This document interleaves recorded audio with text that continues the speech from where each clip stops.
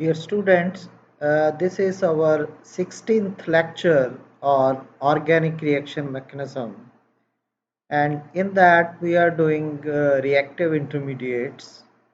This is a special lecture based on N-heterocyclic carbenes, which are also known as NHCs.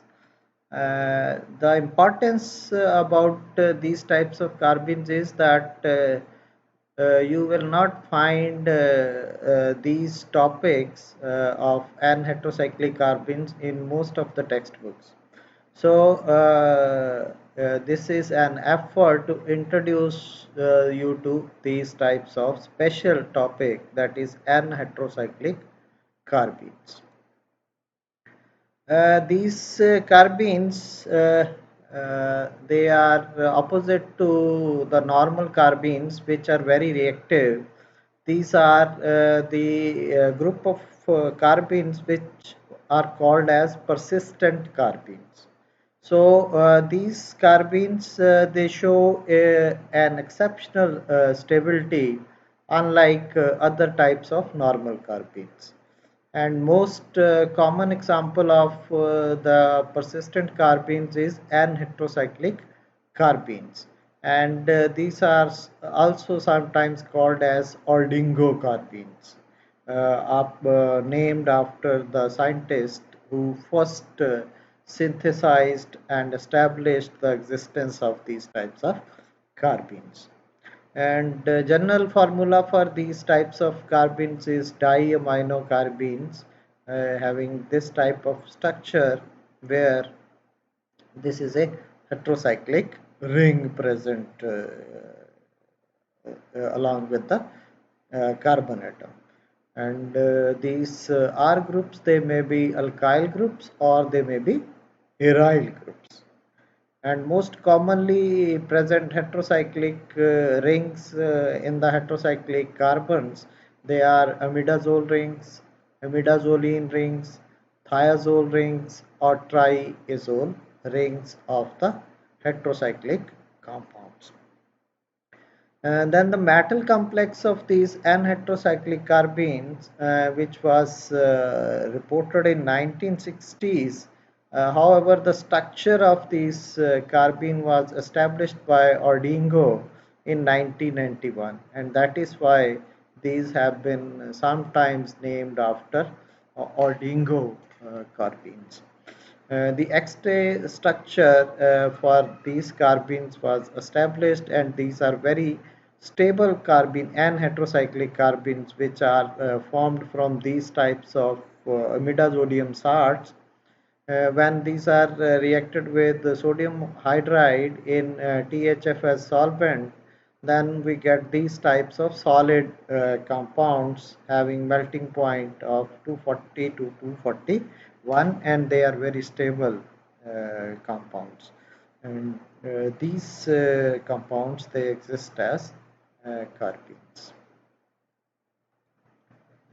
The stability of these carbenes was initially thought to be because of the bulkier N-adamantyl groups. These are substituents when they were present as adamantyl group. So it was thought that because of the bulky nature of these substituents, and this prevents the carbene from dimerizing, because this is a very bigger group present around the nitrogens. So because of the bulkness of this group, these electrons, they are not very reactive because of the steric hindrance. But when these groups, they were replaced by some other groups, say methyl groups, then also very stable and heterocyclic carbenes, they were formed. So that means the stability of these N-heterocyclic carbenes is not due to these bigger groups, but they are thermodynamically stable species. And out of the two states of carbenes, here the singlet state is lower in energy than the triplet state. So this is opposite to what we have seen in case of normal carbenes. And here the reason for the higher stability of the singlet state is the pi donation into the p orbitals of the carbon atom from the heteroatoms adjacent to the carbene.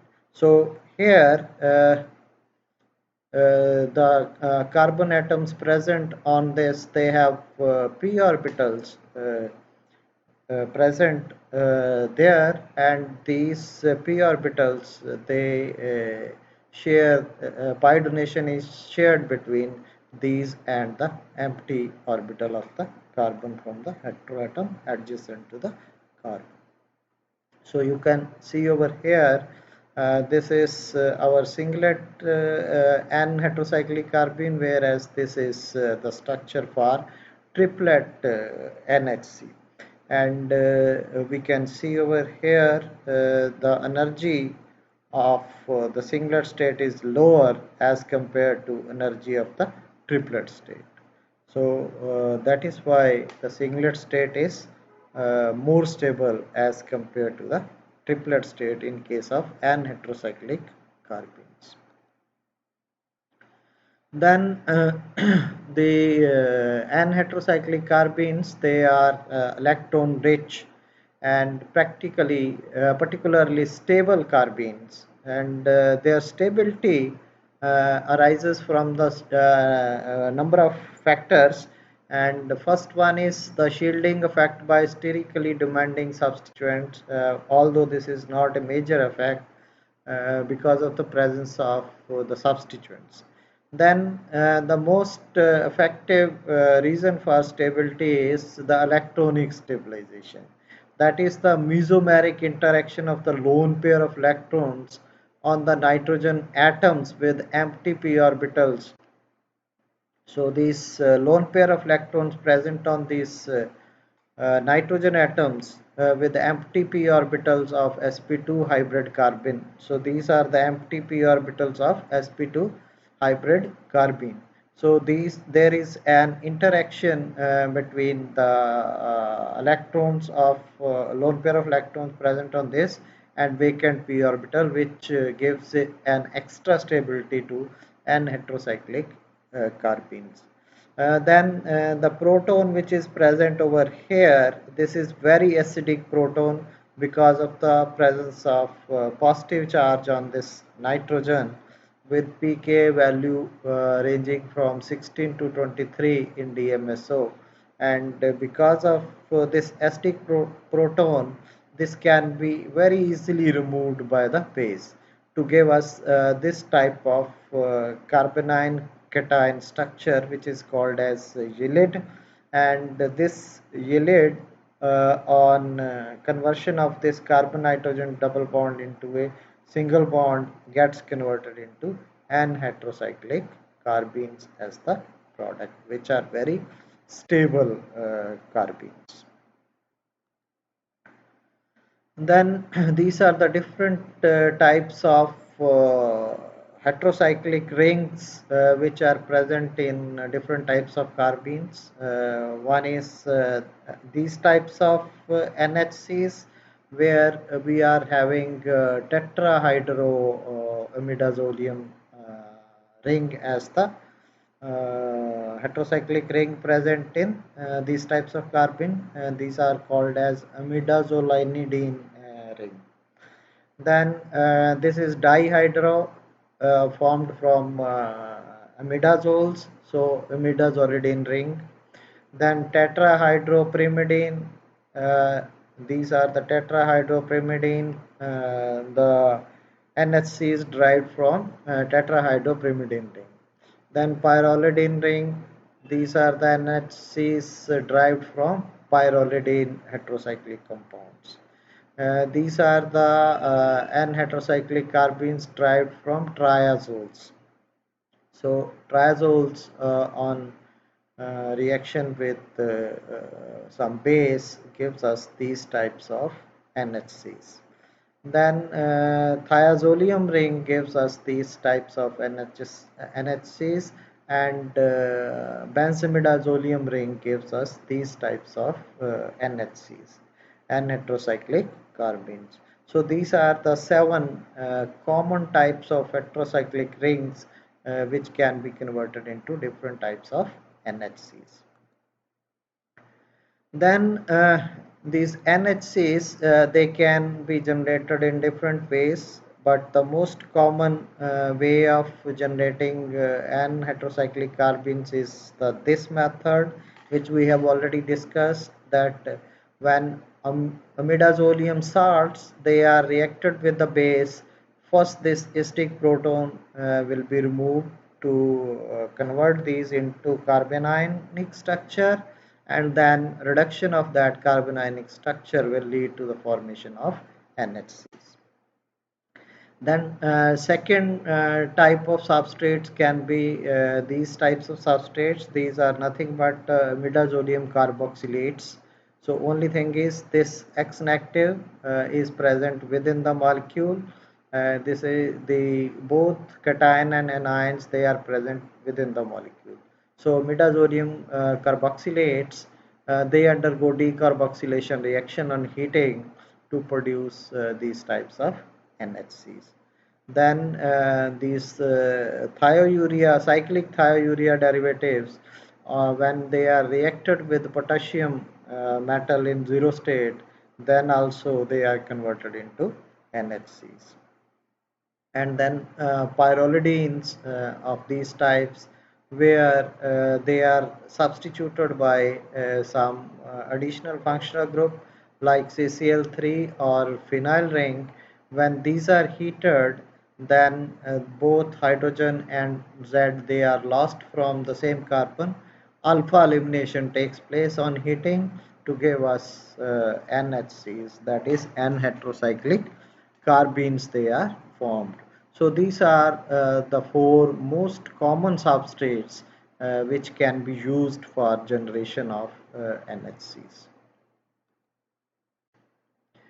Then NHCs they form complexes with almost every transition metal, but in terms of organic synthesis, only these 2 complexes they find numerous applications in organic synthesis, and these metals are ruthenium and palladium. So with ruthenium, most of the reactions which take place, they are metathesis reactions. That is, different types of organic functional groups they undergo, say, intramolecular cyclization like this in the presence of groups catalyst.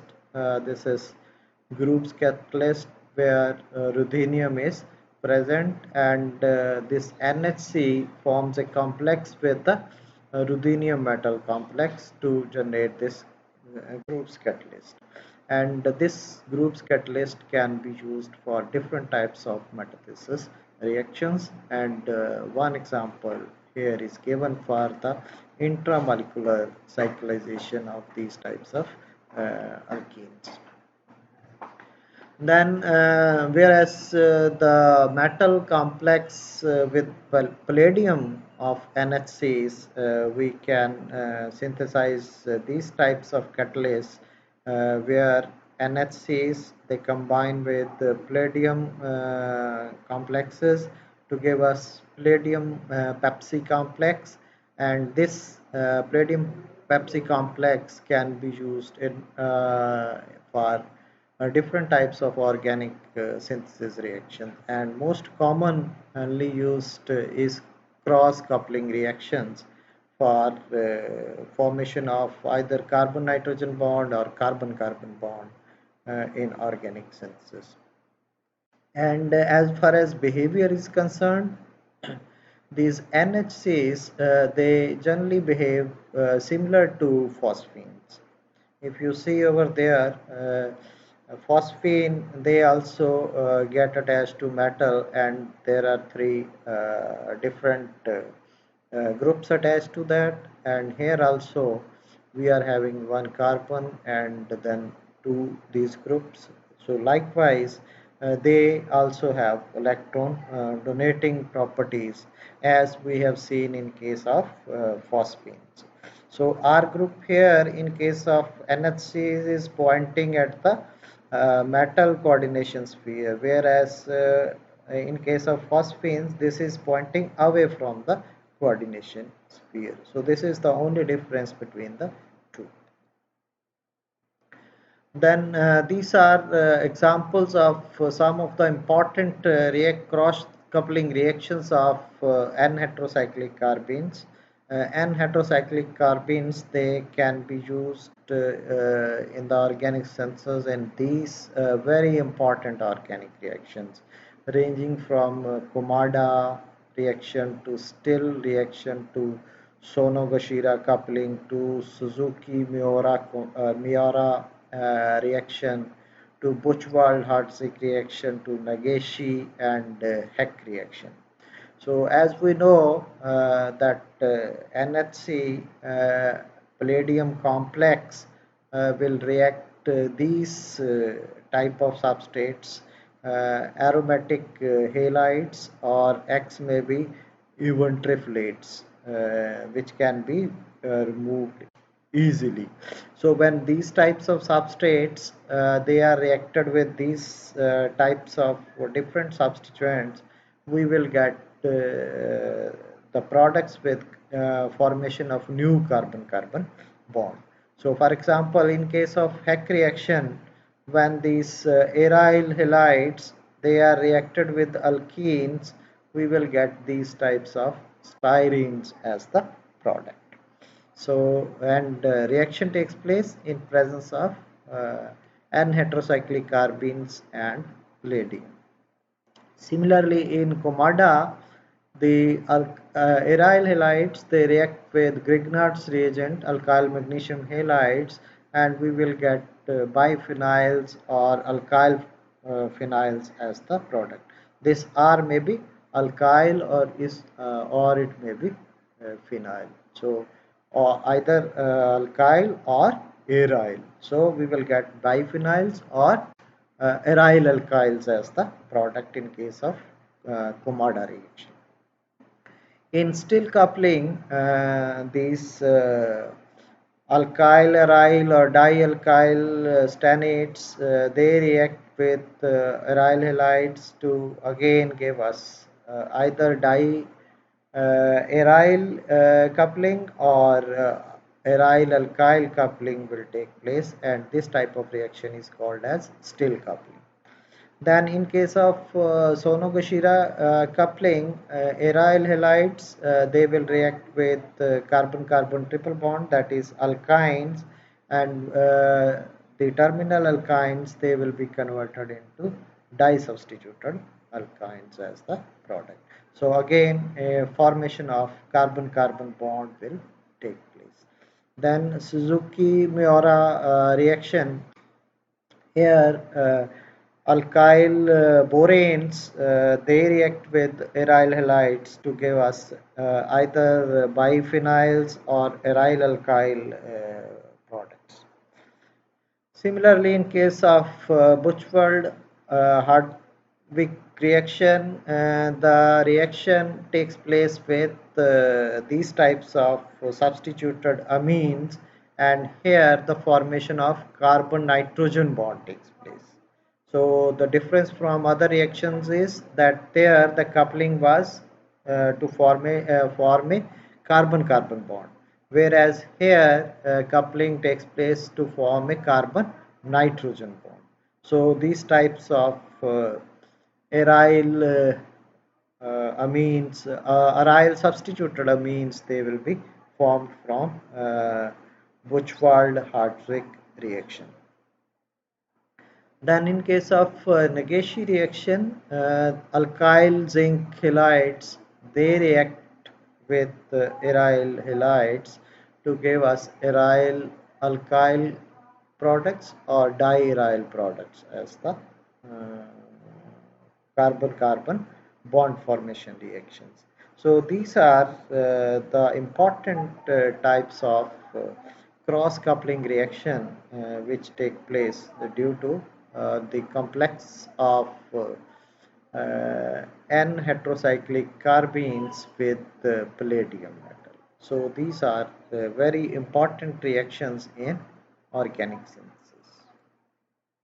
So these are some of the references which have been used to introduce this topic on N-heterocyclic carbenes. Otherwise, there are a number of other N-heterocyclic carbenes which are being used in different types of complexes with many types of metals, and the range. There is a lot of work going on presently for using N-heterocyclic carbenes in organic synthesis.